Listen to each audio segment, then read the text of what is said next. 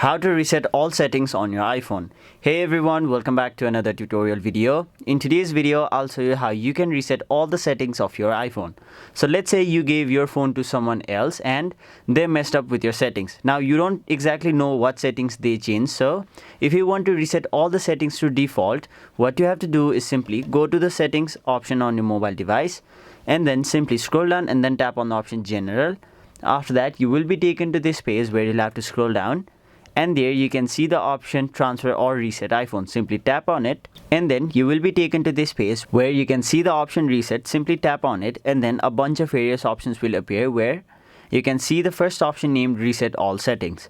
So if you want, you can also reset particular settings such as your network settings, keyboard settings, home layout settings, location and privacy settings, etc. But if you want to reset your settings in general and want to reset all of your settings to default, you'll have to tap on the first option, reset all settings, and now enter the passcode of your phone. And once you've done that, you'll have to again enter your screen time password.